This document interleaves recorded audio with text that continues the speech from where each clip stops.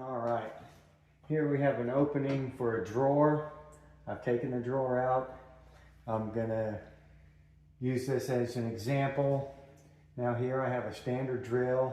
If I wanted to drill a hole in the side here to install a new type of drawer or whatever, this is just to give you an example of a small opening. It could be any kind of wooden opening. It doesn't have to be a drawer, but anywhere you have a small opening, you see a standard drill, you'll have trouble getting it in there to get the drill straight, to get the hole straight.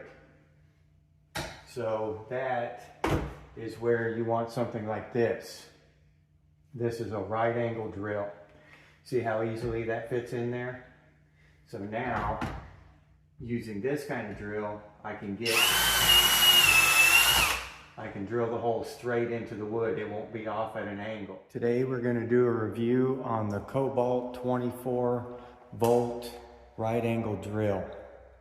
Before we get into that, if you like this kind of content, do it yourself and tool reviews, please go ahead and subscribe to our channel, hit the like button, and hit that notification bell so you'll be notified when we publish new content. Thank you. All right, this is a right angle drill, and I'll show a small demonstration of why you would want a right angle drill and what its purpose is compared to your standard drill. But this is the regular Kobalt 24 volt max. It's not an XDR version. The collar here, the collar chuck is plastic, but it's well built, it's pretty well built, and it's pretty well balanced when it's got a small battery. I've got a 1.5 amp hour battery, and it's pretty well balanced, as you can see right there at the trigger. It's pretty durable. It's got plenty of power. I've used it for about a year now.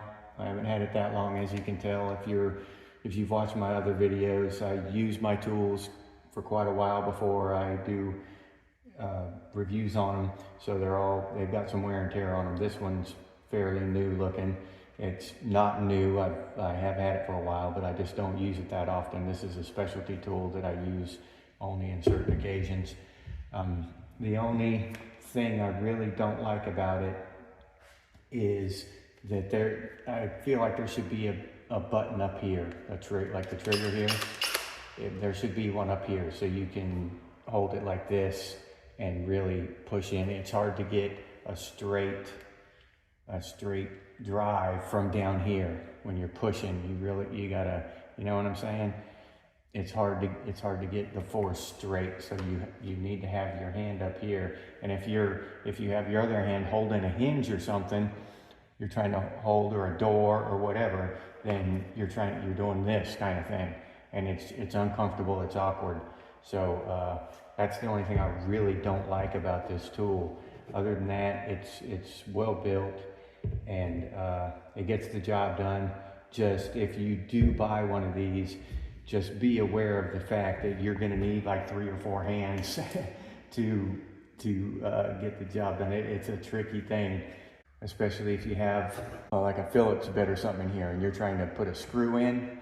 Then you've got the bit, the screw, and you're holding the door with the other hand, and the screws wanting to flop around. It gets really difficult and tricky to get it in there. So it can be a real headache with this thing.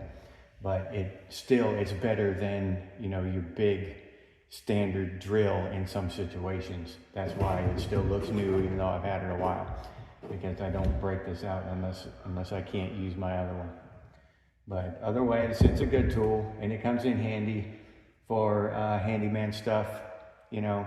I actually pick these tools up at Lowe's when they're on sale, and then I just use them once in a while. I try not to buy them when I need them, because then I've got to pay full price for them. I probably paid $40-50 for this thing just because it was on clearance sale. So I grabbed it, and now I use it once in a while, so it's worth it. If you can pick it up like that, it's worth it. So it's a good tool, And I would recommend it if you have the need for it. If you just see it and, you know, you may never use it if you don't do cabinets or something like that on a pretty regular basis. And just remember, yes, you can do it yourself.